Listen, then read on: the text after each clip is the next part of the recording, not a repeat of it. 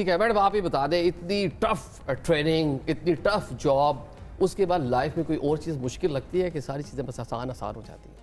नहीं, आपको जो है ना, हमेशा बचपन से जब आप ऑफिसर बन भी जाते हैं ना, तो यही कहा जाता है कि you are an officer and you are suppose to manage. तो हमें ना, हमारी मैनेजमेंट इतनी अल्हम्दुलिल्लाह अच्छी हो चुकी होती है कि हमें कोई भी चीज़ मुश्किल नहीं लगती। तो उसमें ये कि आपको इतना मेंटली स्ट्रॉन्ग कर दिया जाता है कि ना आप सवाल करते हैं। सीरियस जो है जस्टिफाई कर रहे हैं कि क्यों पनिशमेंट दी जाती है। ये बताएं कि घर में ईद है, फैमिली को सुबह सवेरे उठने का, इतने बजे उठना है, ऑर्डर पास करती हैं? बिल्कुल, ये तो आप मेरे हस्बैंड और मेरे बच्चों से पूछें कि वो मुझसे कितना तंग है क्योंकि मैं बिकॉज ऑफ दिस ट्रेनिंग बहुत ज़्यादा आदत है, ख़ुद भी very well discipline, even at home, weekends पे भी बहुत टाइम से सोना, सुबह जल्दी उठना, सुबह किसी को घर में लेट नहीं सोने देना, मैं इन चीज़ों से बहुत तंग होती हूँ। तो बिल्कुल ये मेरे हस्बैंड इस चीज़ पे काफ़ी जो है वो नाला रहते हैं कि उनको सुबह खुद भी बहुत अर्ली उठ जाती हूँ और बाकी भी घर में मुझे पसंद नहीं है कि 11-12 बजे तक या टिल आफ्टरनून आप सोते रहें। मारिया, कोई ऐसी चीज़ जो लाइफ में एज ए सिविलियन आप इंजॉय करती हो और जो अब ना कर पाती हो? जब से मैं फोर्सेस ज्वाइन किए तब से मैं आउट स्टेशन पोस्टेड हूँ। अच्छा। तो मैं फैमिली से काफ़ी दूर हूँ, तो सबसे ज़्यादा जब मिस करती हूँ मैं अपनी अम्मी अब्बू को मिस करती हूँ, उनके साथ टाइम स्पेंड करना। तो मुझे लगता है जब पेरेंट्स साथ रह रहे होते हैं तो उनकी छोटी छोटी चीज़ों का ख्याल रखते हैं, तो वो मैं बहुत ज़्यादा मिस करती हूँ अब, क्योंकि मैं उनसे बहुत दूर हूँ। अब सिर्फ वीडियो कॉल हो रही होती है, कॉल्स पे बात हो रही होती है, और वो भी इतनी बिजी स्केजूल होता है कि दिन में शायद 10 मिनट या 20 मिनट में उनसे बात करती होंगी। तो सबसे ज़्यादा मिस कर रही हूँ मैं अपनी फैमिली को मिस कर रही हूँ। ठीक है फातिमा, आप बताएं, मतलब बहैसियत सिविलियन जो लाइफ आप लोग माजी में गुजारते रहे हैं और बहैसियत यूनिफॉर्म पर्सन, कोई ऐसी चीज़ जो माजी की मतलब मिस करते हो, यार वो चीज़ वो बड़ी मज़े की थी जो आप नहीं कर सकते, नहीं कर पाते? यूनिफॉर्म आपको वैसी एक डिसिप्लिन की चीज़ से कहा देता है, तो वो जो कैजुअल बिहेवियर होता था ना, वो अब बिल्कुल भी नहीं है। अभी किसी भी तरह के एनवायरनमेंट में होते हैं तो आपको अपने कंडक्ट का बहुत ख्याल रखना पड़ता है। तो दिस इज़ समथिंग जो मुझे अब फील होता है कि अब मैं ये नहीं कर सकती, या वो हिस्स ही अंदर नहीं रहती आपके। बस माइंड में कुछ चीज़ें आती है लेकिन करने का दिल नहीं करता कि चले अब बनता नहीं है।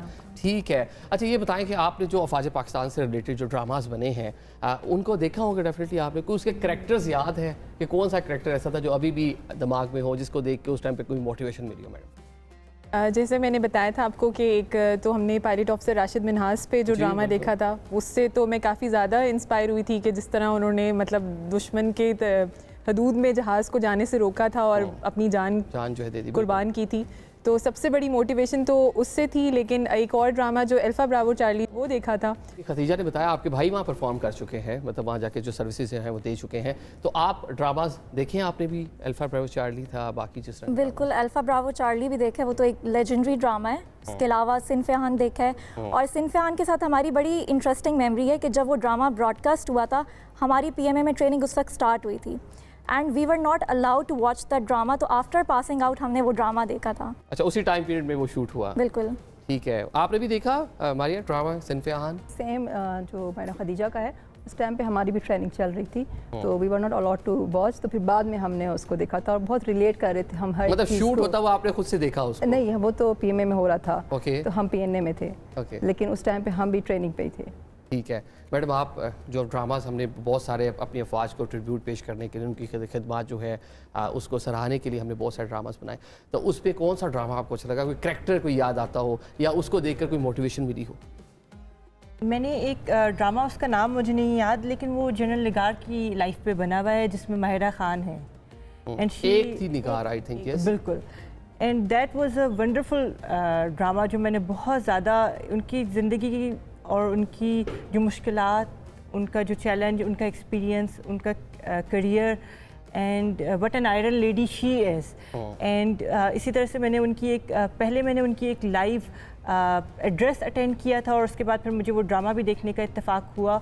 और फिर माहिरा खान ने she has done justice to the character, और वो मुझे बहुत ज़्यादा पसंद आया। उसे मैंने मल्टीपल टाइम्स देखा, और अगर किसी ने नहीं देखा है तो मैं ज़रूर रिकमेंड करूँगी कि वो देखें। ठीक है, आपकी कोई मेमोरीज इस तरह की? मेरी मेमोरीज सिनफेहान से इसलिए ज़्यादा है क्योंकि वो हमारी अपनी एकेडमी में शूट हुआ हुआ है, तो जब जब हम उसको देखते हैं हमारी सारी चीज़ें हम यादाश्त में वापस आ जाती हैं। और उसमें जो स्टाफ्स हैं, जो जगह दिखाई गई है, वो सारी हमारे बहुत दिल के बहुत करीब है। तो वो ड्रामा मतलब कैरेक्टर्स को देखकर लगता है कि ये तो मैं ही हूँ, ये मुझ पर ही बना हुआ कुछ ना कुछ ड्रामा इसमें है, हमने ठीक है। सब ने किया है, कहीं ना कहीं पार्ट है हम ठीक सबका है। इसमें। अच्छा चलें, एंड में ये बताएं कि जो ख़वातीन आपको घर बैठकर देख रही हैं, जो नौजवान आपको, यूथ हमारी आपको घर बैठकर देख रही है ईद के मौका पर, उनको क्या मैसेज देंगे? अगर वो अफवाज पाकिस्तान का हिस्सा बनना चाहते हैं तो उनके लिए क्या मैसेज है आप लोगों का, और ओवरऑल ईद के ऊपर क्या उनको मैसेज देंगे? मेरा मैसेज यही है कि जो भी करें, जिस भी शोबे में करें, उसको मेहनत से करें। अल्लाह ताला मेहनत को कभी भी रायगा नहीं जाने देता, और अपने प्रेजेंट को जिएं।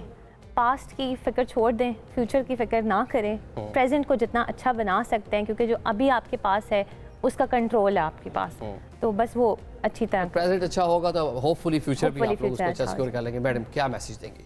जो बच्चियां हमें देख रही है उन्हें मैं ये कहना चाहूँगी कि अगर मैं ये काम कर सकती हूँ तो आप भी यहाँ पे बैठे हो सकते हैं और आप भी ये काम ज़रूर कर सकते हैं। तो मैं यही कहूँगी कि ये एक बहुत ही नोबल कॉज है, एक नोबल शोबा है। यहाँ पे आप वाकई you can pay back to the country, to the motherland which has given you this identity. आप पाकिस्तानी हैं, किसी भी रंग, किसी भी मज़हब आपका जिससे भी ताल्लुक़ है, अफवाज पाकिस्तान में आप आ सकते हैं और बिलाशुबा अप्लाई कर सकते हैं। मेरिट पर आप बिलाशुबा, ये सब लोग भी मेरिट पे ही अफवाज का हिस्सा बने हैं और मुल्क के डिफरेंट एरिया से ये लोग बिलोंग करते हैं। मारिया, आपका क्या मैसेज होगा ईद के मौके? इस मौके पर जैसे ईद हमें अमन और इत्तेहाद का मैसेज देती है, तो मैं सबको ये कहूँगी कि इस ईद को अपने घर वालों के साथ बनाएं, और अगर आप किसी से नाराज़ हैं रिश्तेदारों से तो ज़रूर उनको विज़िट करें और सारी नाराज़गियाँ भूल कर। अगर छुट्टी ना मिले तो फिर क्या करें, ये बताएं। छुट्टी ना मिले तो तब भी आप बना रहे हैं अपने सीनियर जूनियर साथ। हमारी एक अलग से एक जो हमारी पाकिस्तान नेवी है वो एक अलग फैमिली है, तो हम उनके साथ बना रहे हैं ईद। तो ईद को एंजॉय करें, ईद को एंजॉय करें। कैप्टन खदीजा, ईद पर क्या मैसेज देंगी, और आप जैसी जो नौजवान लड़कियां हैं अफवाज पाकिस्तान में आना चाहती हैं, उनके लिए क्या मैसेज देंगी? मैं यंगस्टर्स को ये मैसेज दूंगी कि एक तो अपने ख्वाबों को महदूद ना रखें, बल्कि उनको यकीनी बनाएं।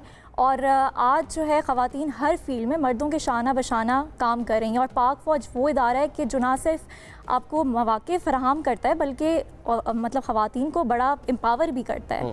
ठीक है, इज़ा क्या मैसेज है आपका? जो लड़कियां फोर्सेस ज्वाइन करना चाहती हैं, किसी भी शोबे में आना चाहती हैं, मैं उनके लिए कहना चाहूँगी कि जो वुमेन एम्पावरमेंट की हम बात करते हैं तो वो यहाँ से स्टार्ट होती है। मतलब ये आपकी माइंड की गेम है, आपका माइंड एम्पावर्ड होना चाहिए। शाहीनों की जानिब चलते हैं। जी शाहीन, आप बता दें क्या मैसेज देंगी जो लोग आपको ईद के मौका पर घर बैठकर देख रहे हैं, सबसे पहले अफवाज तो पाकिस्तान का हिस्सा बनना चाहते हैं, मुल्क और कौम की खिदमत करना चाहते हैं? मेरा मैसेज जो आज की यूथ है उनके लिए यही है कि अगर तो आप डिटर्मिन्ड हैं और आप में मोटिवेशन है किसी भी चीज़ को, कोई भी शोबा जो है वो छोटा या बड़ा नहीं होता। अगर कोई भी ऐसा है जो कि इधर भी इस एयरफोर्स में आना चाहता है, even for that matter army या नेवी में अप्लाई करना चाहता है, तो कहीं पर भी कोई, ये तीनों ऑर्गेनाइजेशंस ऐसी हैं जिसमें कोई जेंडर डिस्क्रिमिनेशन नहीं है और आपको इक्वल अपॉर्चुनिटीज़ प्रोवाइड की जाएंगी। और इंशाल्लाह जिस जगह पर आज हम बैठे हैं उसी जगह पर कल को यही यूथ जो है वो आकर हमें रिप्लेस करेगी और इंशाल्लाह हमसे बेहतर परफॉर्म करेगी। हाँ, हमारी जो ख़वातीन पायलट्स हैं वो J-10C, JF-17, F-16 जो फाइटर प्लेन है